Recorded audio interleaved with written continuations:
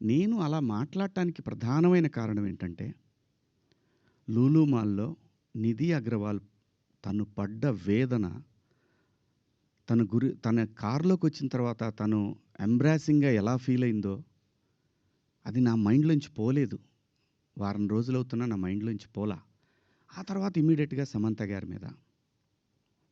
తెలుగు సినిమాలో నేను ఈ ఇండస్ట్రీకొచ్చిన తర్వాత 90% ఆర్టిస్టులు, ఫీమేల్ ఆర్టిస్టులు ఎప్పుడు కూడా లైక్ రమ్యకృష్ణ గారు గానివ్వండి, జయసుధ గారు గానివ్వండి, విజయశాంతి గారు, వీళ్ళు కట్టుకున్న శారీస్ మీద, వీళ్ళు వేసుకున్న డ్రెస్సుల మీద షాపుల్లో అమ్మేసేవాళ్ళనమాట.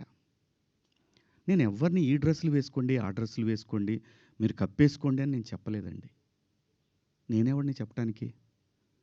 సమాజంలో ఏ రుగ్మత వచ్చినా గానీ, సమాజం సినిమా వల్ల చెడిపోతుంది. మీరు వేసుకునే డ్రెస్సుల వల్ల చెడిపోతుంది. మీ సినిమా వల్లనే ఈ ప్రపంచం నాశనం అవుతుందనే మాటలు వింటూ ఉన్నాం కాబట్టి తరచు. ఇక్కడే బతికి, ఇక్కడే నా కుటుంబాన్ని ముందుకు తీసుకెళ్తూ, నా పిల్లల్ని చదివించుకుంటూ, ఇక్కడొచ్చిన డబ్బులతో చదివించుకుంటూ, సినిమాని ఎవరు అనకూడదు అనే పంతాలో మనం ఎందుకు వాళ్ళకి అవకాశం ఇవ్వాలనేటటువంటి ఆలోచనతోటి నేను ఆ సందర్భంలో వచ్చిన మాటలు